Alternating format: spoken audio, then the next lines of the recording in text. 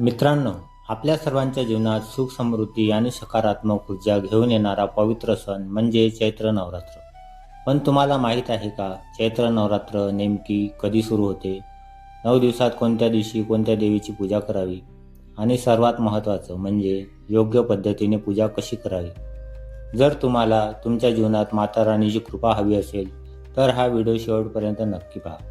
आपल्या सर्वांचं made for Marathi motivation चॅनलवर मनपूर्वक स्वागत आहे. 2026 मध्ये चैत्र नवरात्र 19 मार्च 2026 पासून सुरू होऊन 27 मार्च 2026 पर्यंत असणार आहे. हा सण हिंदू नववर्षाची सुरुवात देखील मानला जातो. महाराष्ट्रात या दिवशी गुढीपाडवा साजरा केला जातो. या 9 दिवसात देवीच्या 9 रूपांची पूजा केली जाते, ज्यांना नवदुर्गा म्हणतात. नवरात्र म्हणजे शक्तीची उपासना. या दिवसात देवी दुर्गेने महिषासुराचा वध केला. चांगल्या शक्तीचा वाईटावर विजय झाला. म्हणूनच या दिवसात उपासना केल्यास नकारात्मक ऊर्जा दूर होते, घरात सुख शांती येते, आर्थिक प्रगती होते. नवरात्रीत घटस्थापना कशी करावी? पहिल्या दिवशी घटस्थापना करतात. घटस्थापनासाठी लागणारे साहित्य: मातीचा कलश, नारळ, आंब्याची पाने, खायची पाने, हळदी कुंकू, तांदूळ, लाल कापड. देवघरात स्वच्छ जागा निवडा. त्या ठिकाणी रांगोळी काढा. एका वाट्यात मातीमध्ये ज्वारी, गहू, पेरा, त्यावर पाण्याने भरलेला मातीचा कलश ठेवा. त्यात एक रुपया आणि एक लाल सुपारी टाका. त्या कलशाला धागा गुंडाळा आणि त्यावर नारळ ठेवून त्यावर हळद, कुंकू, फुलं अर्पण करून पूजा करा. त्यानंतर दररोज देवीची पूजा करायची असते. आता आपण नवरात्र 9 दिवस 9 देवी आणि पूजा कशी करावी हे जाणून घेऊ. पहिला दिवस शैलपुत्री माता, देवी पार्वतीचे पहिले रूप. पूजा: पांढऱ्या फुलांनी पूजा करा. तुपाचा दिवा लावा. ओम देवी शैलपुत्री नमा मंत्र जप करा. असे केल्याने जीवनात स्थैर्य येते, मानसिक शांती मिळते. दुसरा दिवस ब्रह्मचारिणी माता, तपस्या आणि संयम याचे प्रतीक. पूजा: साखर किंवा गुळाचा नैवेद्य दाखवावा आणि या पूजेत पिवळ्या फुलांचा वापर करावा. ओम देवी ब्रह्मचारिणी नम असा मंत्र जप करावा. असे केल्याने आत्मविश्वास वाढतो, मन स्थिर राहते. तिसरा दिवस चंद्रघंटा माता, युद्धासाठी सज्ज रूप. देवीला दुधाचा नैवेद्य दाखवतात. घंटा वाजून पूजा करतात. असे केल्याने भीती दूर होते, धैर्य वाढते. चौथा दिवस कुष्मांडा माता, सृष्टी निर्माण करणारी देवी. मालपुआ किंवा गोड पदार्थाचा नैवेद्य दाखवावा. हिरव्या फुलांचा हार अर्पण करावा.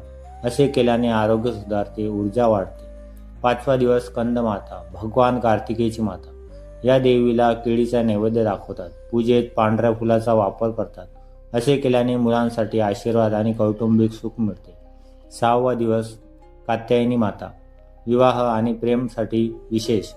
या दिवशी मधाचा नैवेद्य दाखवा. देवीला लाल फुले अर्पण करा. असे केल्याने विवाह योग बनतात, नातेसंबंध सुधारतात. सातवा दिवस कालरात्री माता, भयंकर रूप. देवी समोर तेलाचा दिवा लावून पूजेत काळे तीळ ठेवावेत. असे केल्याने नकारात्मक शक्ती दूर होते, शत्रूंचा नाश होतो. आठवा दिवस महागौरी माता, शांत आणि सुंदर रूप. देवीला नारळ आणि पांढरे वस्त्र अर्पण करा. असे केल्यास सौंदर्य आणि मनशांती मिळते.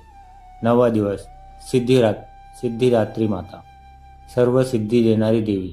या दिवशी खीरचा नैवेद्य दाखवतात. देवीला कमळाची फुले अर्पण करतात. असे केल्याने यश आणि सिद्धी प्राप्त होते, जीवनात प्रगती होते. उपासना कशी करावी? संपूर्ण मार्गदर्शन. रोज सकाळी आणि संध्याकाळी पूजा करा. देवीची आरती म्हणा. दुर्गा सप्तशती किंवा देवी मंत्र जपा. महत्त्वाचे मंत्र: ओम धूम दुर्गाय नमः. या देवी सर्वभूतेषु.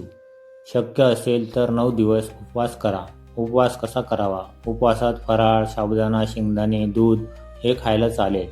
नवरात्रीमध्ये या गोष्टी करू नये. मांसाहार करू नये, कांदा लसूण खाऊ नये, नकारात्मक विचार करू नये. विशेष उपाय खूप प्रभावी: रोज देवीला लाल फुलं अर्पण करा. घरात दीप लावा. अखंड ज्योत लावली तरी चालेल. गरिबांना अन्नदान करा. अष्टमी किंवा नवमीला कुमारी पूजन करा. लहान मुलींना भोजन द्या. या चुका टाळा. पूजा अर्धवट सोडू नका. घरात वाद करू नका. स्वच्छतेकडे दुर्लक्ष करू नका. मित्रांनो, चैत्र नवरात्र हा फक्त सण नाही तर आपल्या जीवनात सकारात्मक बदल घडवण्याची एक संधी आहे. जर तुम्ही मनापासून देवीची उपासना केली तर तुमच्या सर्व इच्छा पूर्ण होऊ शकतात. घरात सुख समृद्धी येऊ शकते. जर तुम्हाला ही माहिती आवडली असेल तर व्हिडिओला लाईक करा, कमेंटमध्ये जय माता दी नक्की लिहा आणि चॅनलला सबस्क्राईब करायला विसरू नका. धन्यवाद.